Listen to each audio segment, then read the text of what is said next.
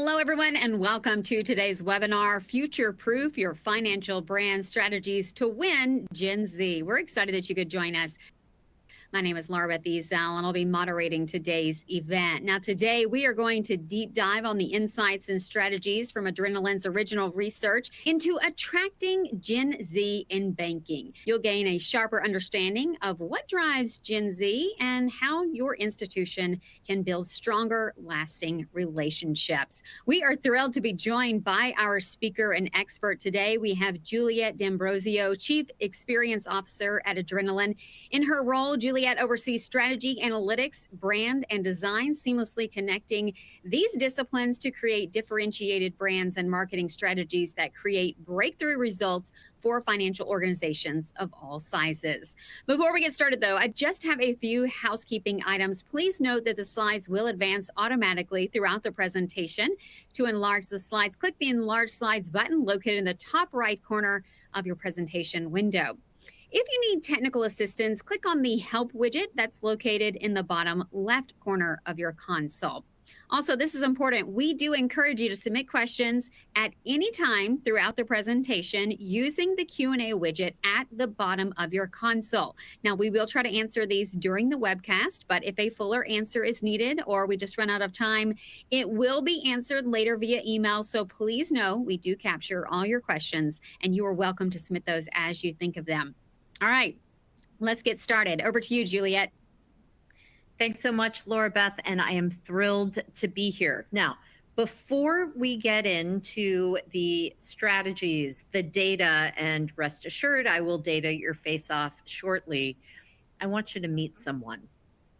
And this is Emily. So let me bust some myths about what you might think you know about a Gen Zer like Emily. So Emily's connected, and I think that this is true of many of us, not just of Gen Zers, but up to 7 hours, even over that a day, that Emily and her generational cohort spend on their phone. So highly, highly connected to the world around her at all times. And yet, she's lonely. Like many in her generation, that sense of digital connection actually leads to feelings of disconnection, disconnectedness. So 57% of Gen Z report feeling disconnected most of the time. Okay, so it makes sense. She's spending a lot of time on her phone, that she's digital first. So up to 10 core platforms that she's using every day. This could be Spotify, this could be TikTok or Instagram or Snapchat, her email, her school's information, or her school's app, her banking app, etc. So the way that she is navigating through the world is digital first. Now, this is where my eyes really started to get wide when I understood the implications of this research. 50% of Gen Z wishes that social media did not exist, full stop. They understand how it keeps them connected to the world around them, but they also understand some of the detriments and some of the real relationships that they are seeking that it ultimately does not and cannot deliver. Now, Emily also is making pretty good money. Gen Z is different than millennials before them. 70% of Gen Z, and of course, to be clear, Gen Z was born between, they are between 14 and 29 years old now. 70% of them are financially independent. And what is even more, I think, both interesting but also salient for this audience, Emily and her cohort want to bank with you. 80% of Gen Zers hold an account with a financial institution. Now, that doesn't mean they don't hold some kind of account and investment. They don't use another payments app, but 80% of them consider their PFI is through a bank or a credit union. So what is so interesting is we think about Emily and all those who come before her is that she represents your biggest risk and your biggest opportunity. If you are not connecting with the Emilys of the world, and you are losing out on the next generation that will be making banking decisions. If you are, then the biggest opportunity you have is to understand what makes Gen Z tick when it comes to banking relationships. So, why do we even talk about Gen Z? What is significant about this generation? So, these are not kids who are living in their parents' basements and have some allowance jingling in their pocket. They are 70%, as we talked about, are financially independent. They will also be the recipient of the greatest wealth transfer in history. 85 trillion, that's T with a of trillion of wealth transfer from their boomer and older Gen X parents will be making their way into Gen Z. And over the next 7 years, this generation will have $12 trillion in spending power. Just this year alone, they will be opening 4 million new accounts. That's a lot, but what's even more interesting here is that 20% of them are planning to switch their PFI.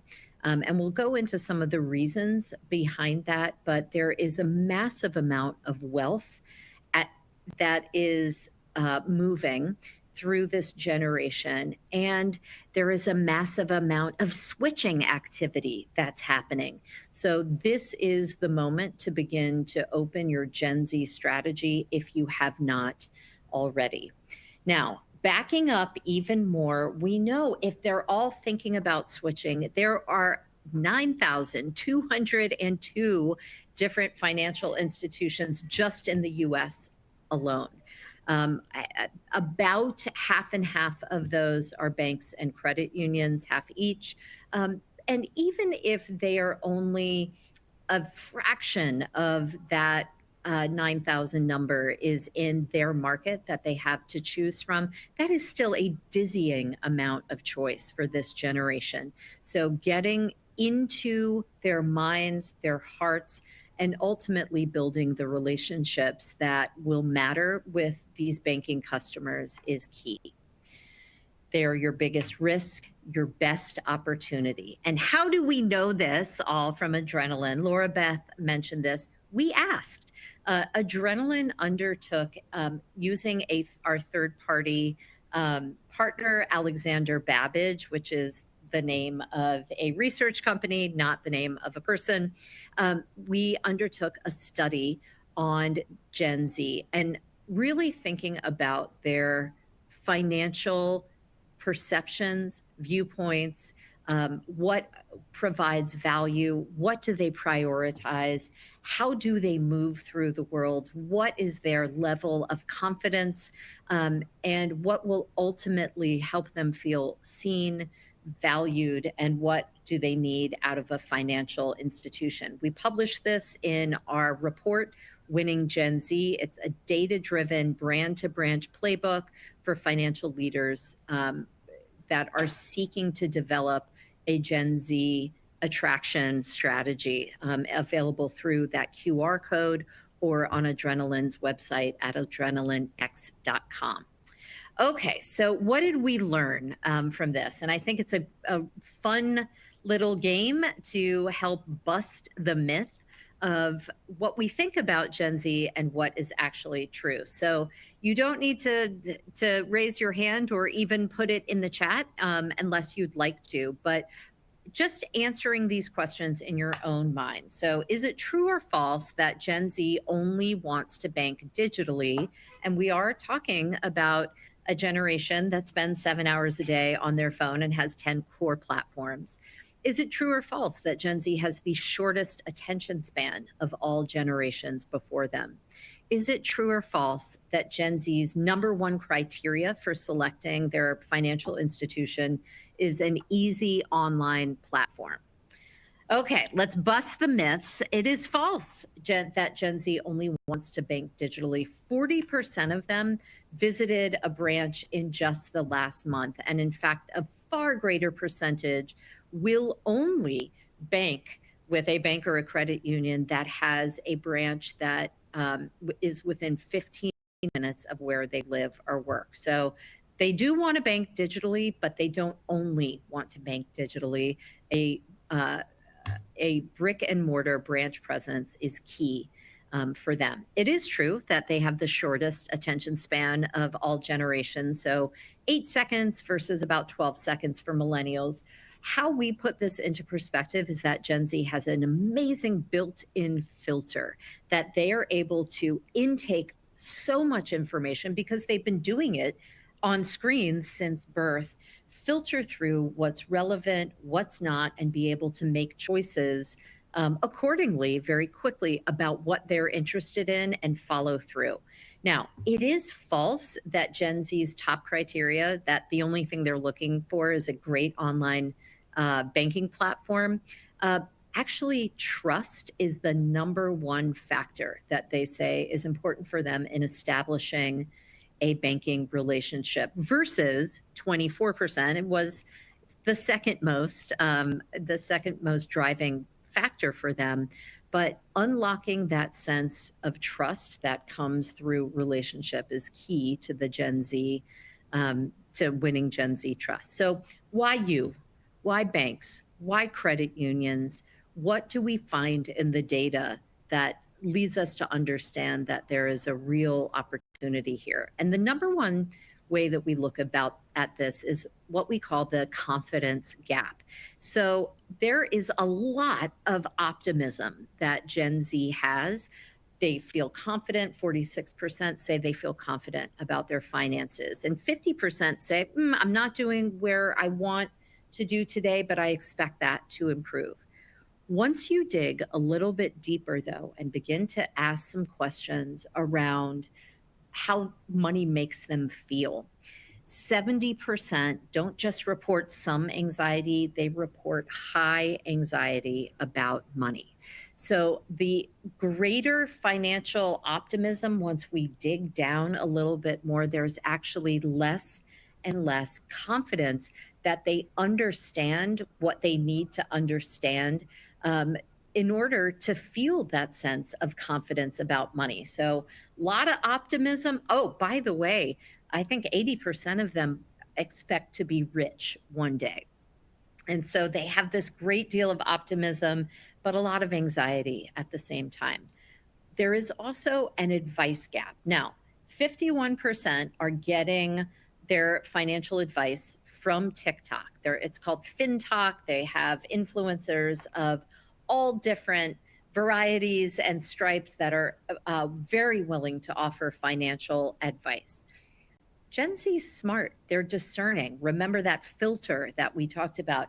53% don't trust the advice that they get. So they're getting it. They don't know really where else to get it, but they have some skepticism built in. 64% of Gen Z actually trust financial expert advice. So that sense of the more qualified advice that bankers and bankers at credit unions are able to deliver in a unique way that help to deliver on that trust that's so important around the advice that Gen Z so clearly is seeking to boost their confidence. And finally, here we see an experience gap. So we know that 30% of that overall 20% are who are planning to switch their PFI. They're switching because they are dissatisfied. They are unhappy with their current banking experience.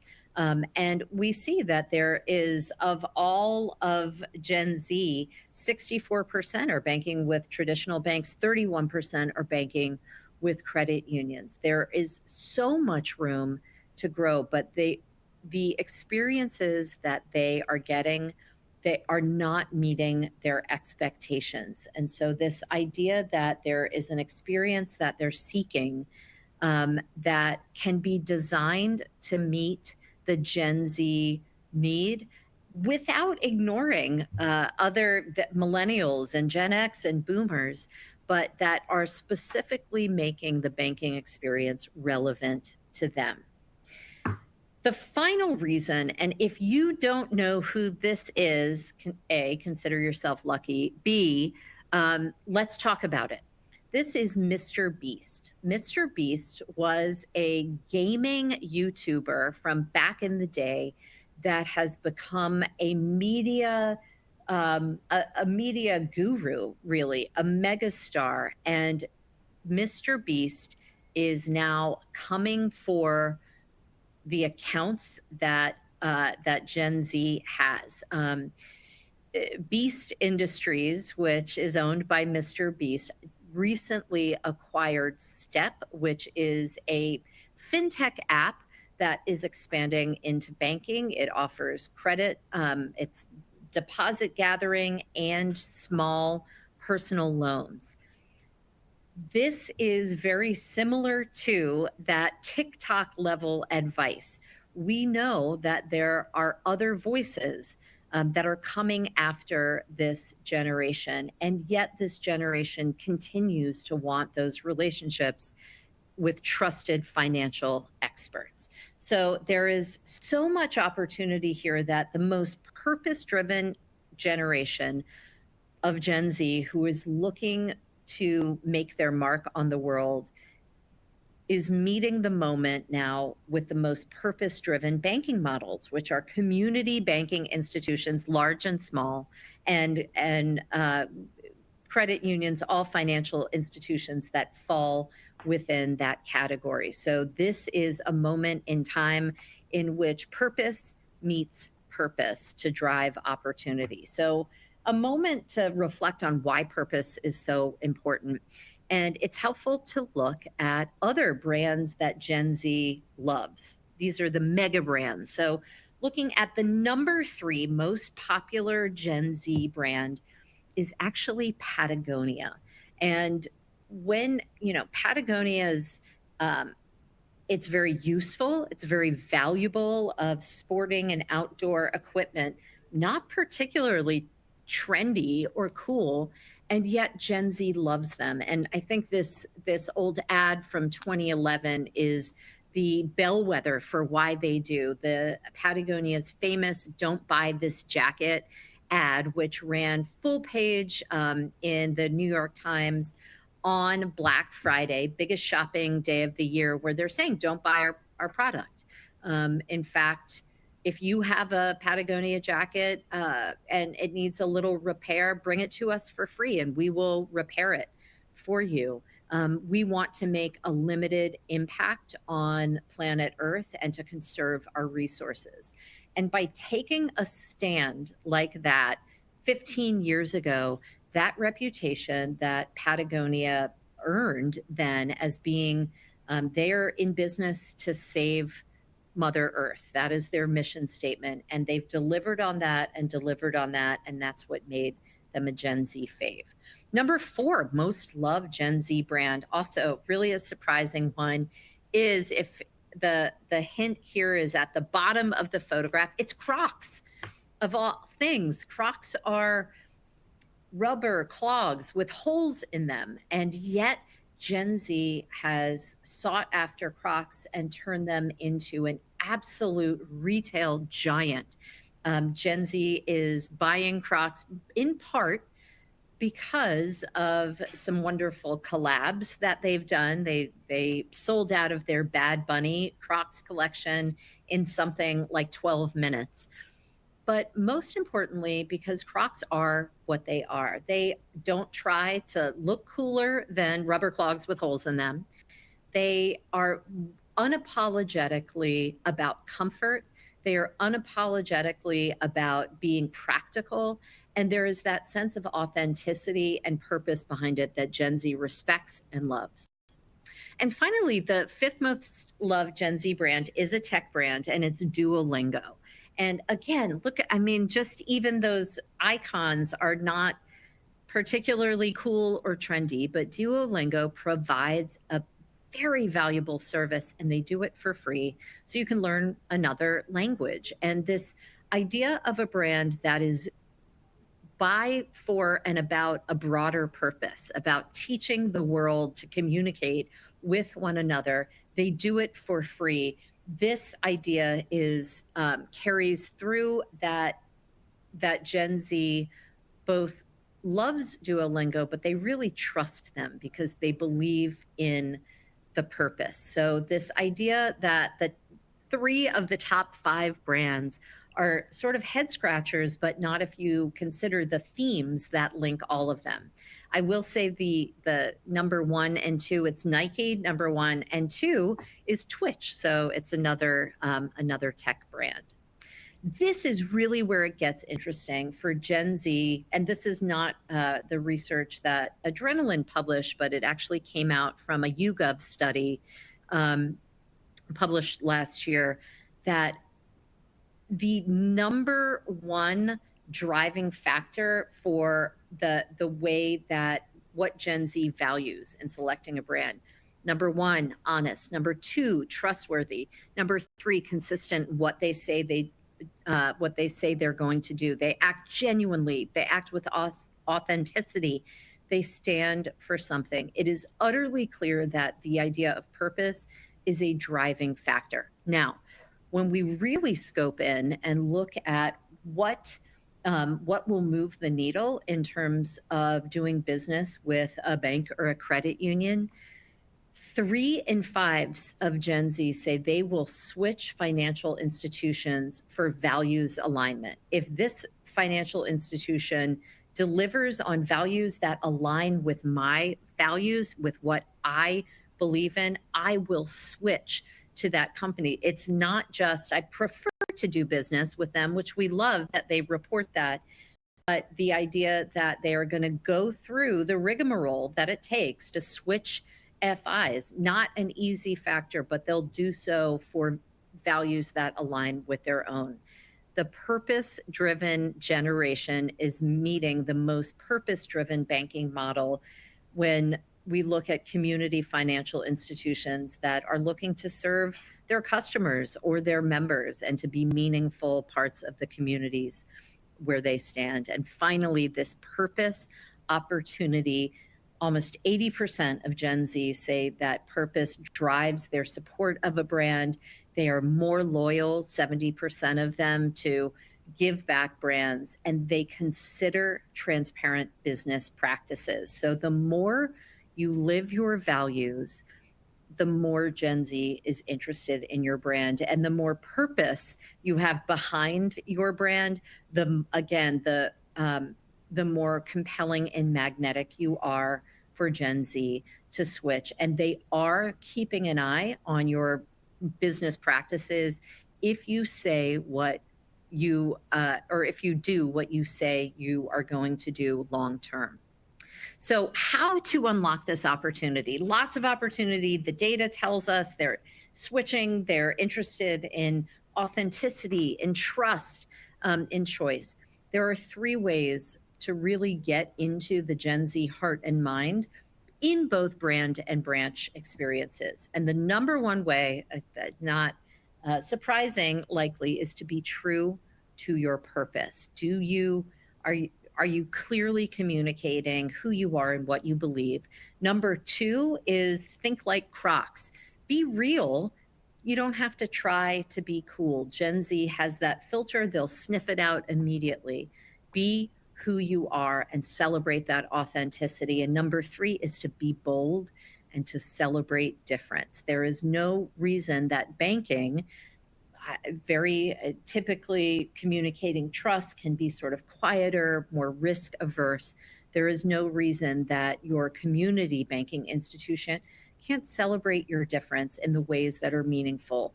The region that you belong to, the people that you serve, what makes you different than the credit union down the street or the bank one town over to take that chance and to be bold and to stand for something different?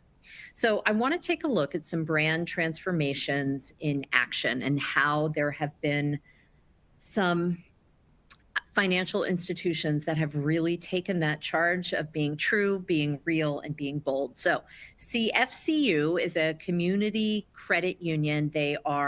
Um, they were about 90 years old, and nothing wrong with their logo, their look, their feel, but needed to grow within both their current markets and their expansion markets. So CFCU was Cornell Federal Credit Union. They had changed when they opened their charter to be a Cornell Community Federal Union. Then they changed to CFCU Community Credit Union. So community was actually in there not once, but twice.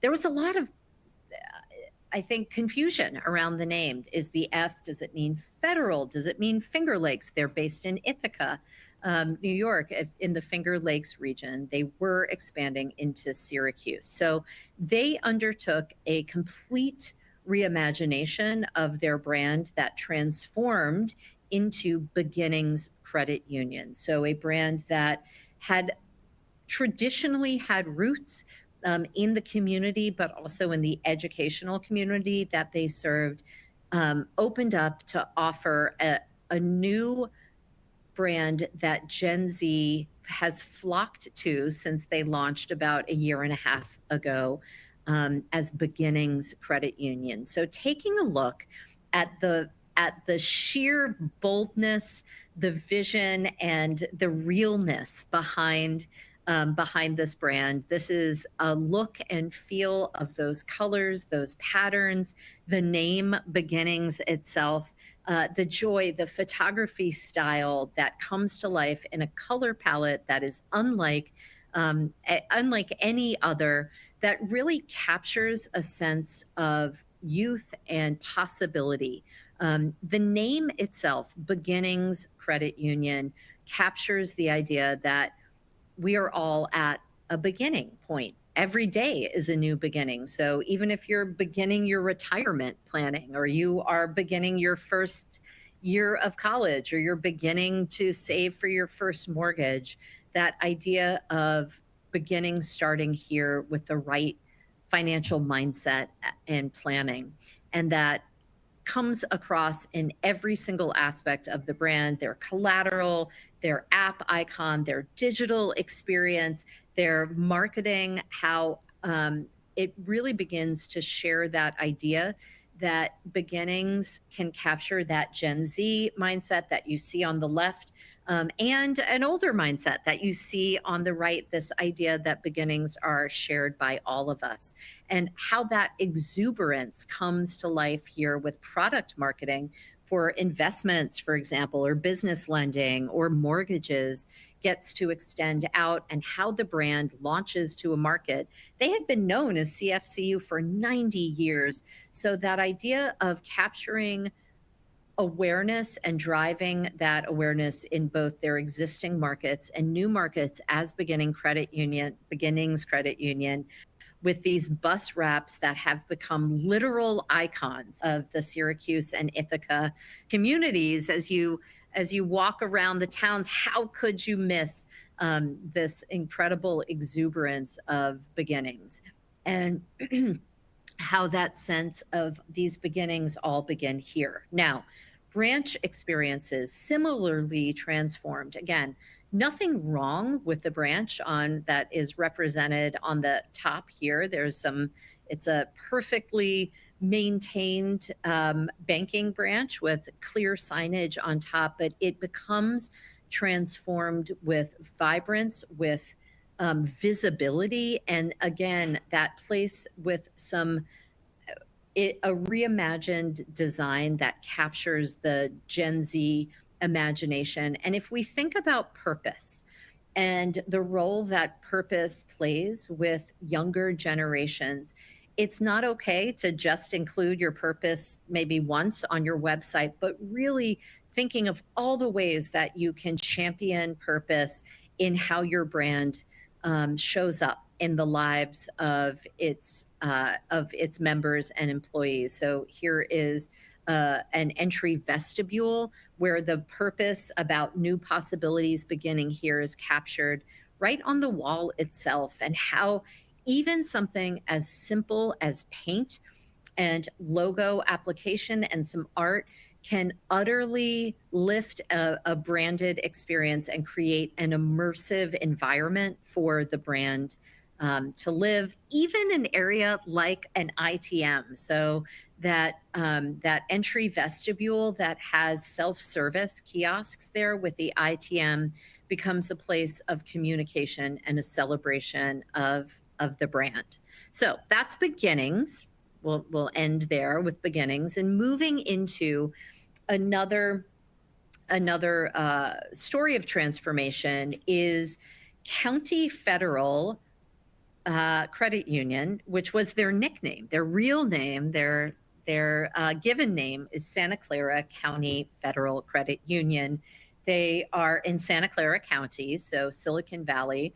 Had been for I think about 70 years. And that's a mouthful, Santa Clara County Federal Credit Union. They had been nicknamed County Federal, but most people in the community, members and employees, called them County Fed, which had the unfortunate effect of being often mistaken for a jail, not something that you want your credit union to be confused with. So they underwent a complete brand change that captured a new generation of younger millennials and Gen Z, and rebranded as Mirastar Federal Credit Union in a very embracing way that brought their legacy audiences of all generations along with them. And you see this name, Mirastar, that they have a lot of native Spanish speakers in the areas that they serve. And so the idea of Mira was so beautiful and connected with star, that North Star to which you are always seeking to grow and deliver with service. And then you have the logo that has all these many pieces coming together to embrace a singular idea. And then how that brand captures that Gen Z sense of being true to who you are, that authenticity that's so important. And you see it captured through photography, through the celebration of real moments in members' lives. And that could be of any generation, really shining a light on who they serve. One of the things about Mirastar is that in one of the wealthiest areas of the country, Santa Clara County, again, where Silicon Valley is located and all the tech money that's there, Mirastar serves working people, everyday people, and captures that and celebrates it in their photography and in the brand itself. And the ability to tell that authentic story of, for example, this mom who's getting their daughter ready for their quince, celebrating the real people, the faces, the environments, the bodies of the textures of the communities that they serve, unapologetically, and doing so that is proud and carries across their entire brand as it comes to life in marketing, in their neighborhoods and community presence, and their logo wear. And I think a brilliant turn for Mirastar's brand is saying, we believe in our members so much and the authentic experiences that we are delivering for them and for our communities, that we are going to tell their stories through our marketing. Jasmine and Biscuit, Ezra, Evelyn, and their home renovation, through their product marketing, and also in their branches themselves. So as you walk in, a welcome wall features the names of their members. Of course, they get permission to do this, and you can easily swap these names out if a member leaves due to attrition or grows. But this idea that we believe in authenticity and delivering on our purpose of people helping people as a credit union, that we're going to build our branch design around it. And there is very powerful proof in the pudding here that from 2023, Miristar or County Fed at that point had been trying so hard to reach that $1 billion mark. They had been sort of just underneath it, but we're really honestly struggling to grow and expand their membership into new markets and new generations. And post brand launch, I'm very proud to report that they have reached and exceeded that. And at the end of December, actually in February, they just published that they are at $1.23 billion. So their brand has real power and purpose there. So that's on the brand side. I want to talk about the branch experiences that Gen Z is seeking. We already mentioned that it's not just enough to offer a great digital experience, but what is Gen Z seeking in terms of branch? And a great way to do this, again, is looking at the data and busting some of those myths that we think are prevalent there. So myth one is that Gen Z prefers opening accounts digitally. So just, true or false? Do you think is that the way that do they want to open up a checking account from the comfort of their own phone? Or true or false, does Gen Z love seeing banking branches in their neighborhood? Or do they care? Or does it feel a little anachronistic or old school? And the third question, true or false, is that Gen Z will stay loyal to you if you have a great app experience. So spend just a second thinking about whether you think true or false here. And let's look at the data. What the data actually tells us is that it is false that Gen Z prefers opening accounts digitally. In fact, 65% of them prefer to open new accounts in person. And that is true not just for Gen Z. By the way, 63% of millennials and 67% of Gen X prefer to open those new accounts in person. There is something deeply human and emotional about trusting an institution with your money. And so that sense of branch presence and wanting to do that continues to remain key. It's true. Gen Z wants to see banking branches in their neighborhood because it signals availability. And what's really interesting is that Gen Z might only go into your branch once a year, once every couple years. However, they will not bank with you unless they know there is a branch nearby because they know that there's a place to go if they need it. It signals that sense of availability, of a backstop, of problem resolution, God forbid, if there is a problem, that they're able to do that. And then finally, that idea of stickiness. The 76% of Gen Z will remain with your account over a year if it is opened within a branch versus 47% with digital opening. So we see a big delta there of loyalty after that 1 year mark. Again, they want to open the account in person. And if they do, they're more likely to stay with you. The longer they stay with you, the more chances you have to grow relationships with them, or to put it in a more crass way, to cross-sell.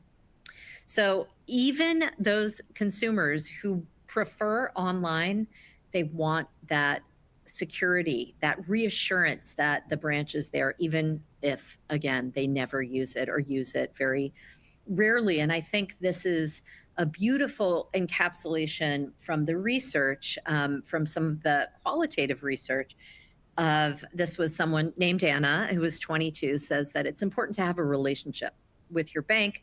It's a traditional concept, but when someone stole her account information, I was glad I could go into a branch to resolve the issue with someone I trust.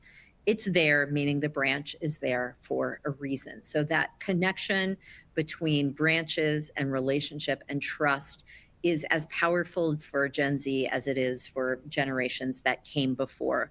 And when we think about the branch experience and what Gen Z is seeking, I think it's easy to think about it only in terms of other financial institutions and, do they have less of a weight at their teller line? But the truth is that Gen Z's experiences are driven by some of the brands far outside of financial services that are really setting the bar in terms of customer experiences. The Apple Store, Trader Joe's, Starbucks, Chick-fil-A, which if you are lucky enough to live in a Chick-fil-A available location, you know that they will say my pleasure instead of saying you're welcome. You know that they will open the door for you and bring your food to your table. Trader Joe's, which is absolutely known for the relationships that their employees deliver, their associates deliver to their shoppers. So they're not comparing you to the bank down the street. They're comparing you to the experiences that are personalized.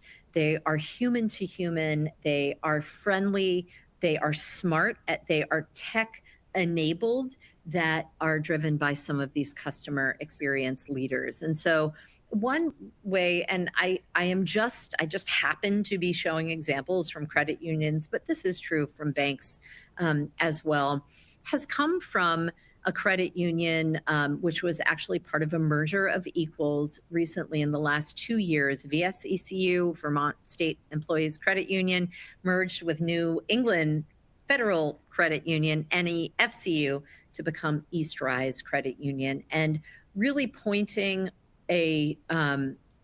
specifically at the branch experience that they delivered there to help them connect with the Gen Z audiences and the millennial audiences that are so key to their growth.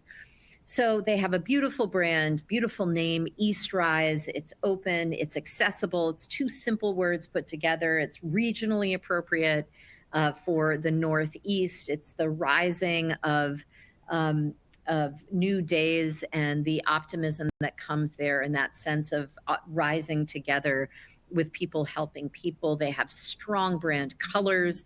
They have this beautiful hermit thrush, which is the state bird of Vermont, that as their logo. They have strong patterns and typography.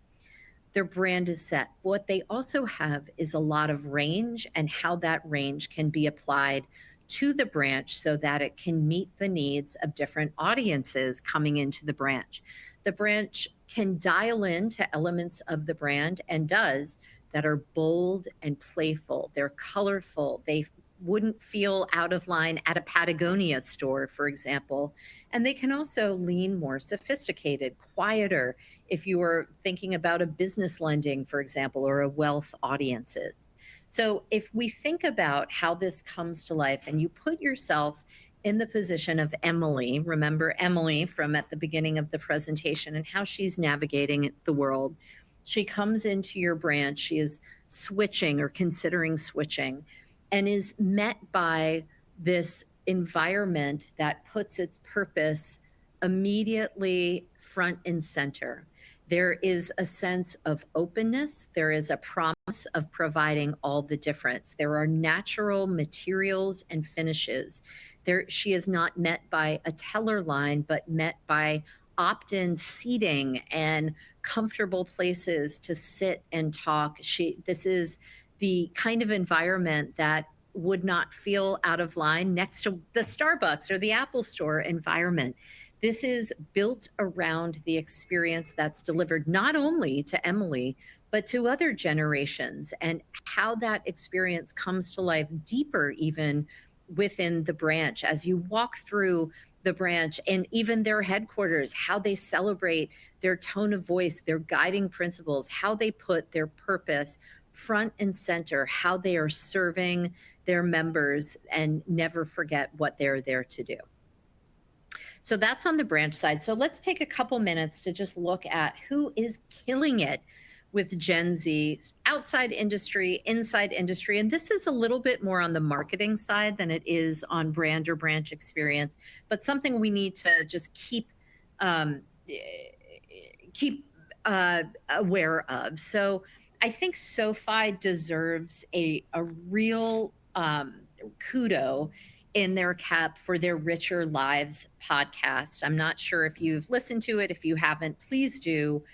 They are quick podcasts. They invite guests that are highly recognizable and well known to the Gen Z audience. Aquafina, for example, was a recent guest there, and they're just having a conversation not about SoFi, not about their products, but about money and how people feel about money and what it was like when they got their first big paycheck and what it was like when they were barely making it, and that sense that money is at the heart of all of our lives. And SoFi is doing a great job. SoFi does really well with millennials. SoFi is doing a great job of speaking more now in the language of Gen Z with this platform. Want to give a shout out also to Clio. It is a recent app that uses the idea, and Gen Z, man, Gen Z loves a chat and loves to put people in group chat, or chatting is such a common preference of communication. Clio is a financial app that helps Gen Z budget and invest and really manage their money through the use of chat, and also through highly conversational cues. The $68 a week Los Tacos spend is your gut biome. Okay. Ha ha, kind of funny. But this is something that can move the needle when the formality of the financial conversation is taken down a notch or two, and again is served up in the medium, that chat medium that Gen Z loves to use so much. Chime is making a move for in-person experiences, and this doesn't mean that they have, I know they opened a banking charter. It doesn't mean that they're putting bricks and mortar branches in markets, but it does mean that they are investing heavily in experiences, experiential marketing, and doing these pop-ups all over the country where they are inviting people in. Many of them are happening on college campuses or other Gen Z adjacent areas where the value of in-person gathering, having people who represent Chime be there for these conversations, for connections, for to support entrepreneurial visions, to give out scholarships, doing a great job. Also, Chime's TikTok is killing it. They are so topical.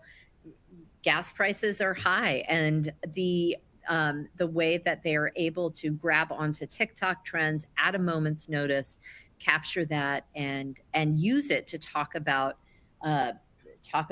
the idea of getting a better rate on your savings, for example. PNC Bank, this is a little bit on the gimmicky side, but it's so bold. I think it deserves a call out. So PNC they recently went through a big rebrand about how brilliant is boring, or boring is brilliant. But they're doing pop-up events also. And this is one that supported hockey, actually, big hockey experience, where they created a mullet shop. And so this is a place where you could go in and it's a pop-up. You can get a haircut, an actual mullet haircut, or just a regular haircut. And they have this ridiculous built space that's there, appearing for a few weeks during the hockey playoff season, showing PNC's sort of lighter side and celebrating that sponsorship. So they're coming after the Gen Z audience with really appealing and irreverent kind of marketing. Last thought, it just wouldn't be 2026 if we didn't talk about AI. And I want to frame this in the lens of Gen Z and AI and use it to bust a myth. Now, Gen Z they use chat as much as the next generation does, but at the same time, Gen Z grew up in the age of fake news, like this Gen Zer Charlotte says out of the qualitative research. They grew up in the age of deep fakes, so they want to know who you are. They want to know you have their best interest at heart. And we can tell if you don't. So that sense of that filter, that discernment of being able to detect when something is an AI chat and when it is not, or AI driven chat. And so it's very important to understand that sense of authenticity. I'm going to move through this fairly quickly. On the marketing side, that a brand awareness campaign for happens to be another credit union. That is really, it's called The Moment When, that is really based on, excuse me, the beauty of real life. And this idea that an entire campaign, unfortunately, I don't think we can share video this over this particular interface, but this is an example of the video, which is entirely user-generated content. So it is members of Everwise sent in their content, videos from their lives, their child's uh, dance recital, and we're able to create a video campaign and a fully integrated marketing campaign. And here you can see sort of snippets of it that was across social, across every channel and application, that had that sense of authenticity and that sense of this isn't a fake, this is real, built right in. And in fact, that campaign, which was called Max Moments, had an incredible conversion rate and was able to grow both new accounts and net new memberships to the credit union. So it's important on the one hand to capture and promote authenticity. It's important on the next to understand how Gen Z feels and thinks about AI. We know that about 60% of US adults, not just Gen Zers, they actually use Chat and Claude and Gemini and Perplexity and all the tools, but only 4 in 10 of everyone, all consumers trust AI. AI isn't perfect. It hallucinates sometimes. And this sense of growing skepticism around how much AI is the right much, what is its right purpose, how do we balance between efficiency and relationship. And actually, Gen Z and millennials are the ones who lag highest in confidence, for overall for AI. They are the ones that are driving that sense of discomfort and lacking confidence the highest. They are the most concerned generation in using AI and being served up AI driven marketing when they know that that's true. So just something to keep in mind. We're not, adrenaline isn't anti AI, but using it wisely as you are getting your brands ready for Gen Z through these 3 big principles of being true to your purpose, putting your purpose front and center in your brand and your marketing, being real and having that sense of authenticity, and being bold and standing up and standing out to break through the noise. So thank you for joining this webinar. I will stop talking and check the chat for questions here. Oh, it looks like we got some great Yes. questions in. We do have some questions, Nan. Yeah. Okay. As a mother of a 14-year-old who already has 2 investment accounts opened and a 300-day Duolingo streak, like you are just hitting it on the money with all of those things. So that was really eye-opening and just a great conversation here. Okay. Are you ready to get into a few questions for the remainder of our time here? Absolutely. Okay, let's get to one here. It says, what banking products are Gen Z's most interested in? Yeah, that's a great question, and the answer will surprise you. The number one product that we're hearing Gen Z is interested in are actually high yield savings accounts, and followed very shortly by checking accounts, followed by what would be captured in sort of small personal loans, personal lending. It puzzled us, this idea of high yield savings accounts, until we came back to sort of the realization around Gen Z and their focus on the future, their optimism in wealth, and the fact that they have seen their parents live through recessions. That this sense of instability that I need to be prepared for anything in the future. And so high yield savings is the way that they are beginning to save early, save often, and really seek out competitive rates for those savings accounts. Checking accounts are something that they seek next to payments. So it's very interesting. Payments platforms seem to sort of exist outside of what Gen Z considers with their FI, um, for better or worse. They use Zelle, for example, but they use like PayPal or I'm forgetting the Cash App, is the other leading Gen Z payments platform of choice.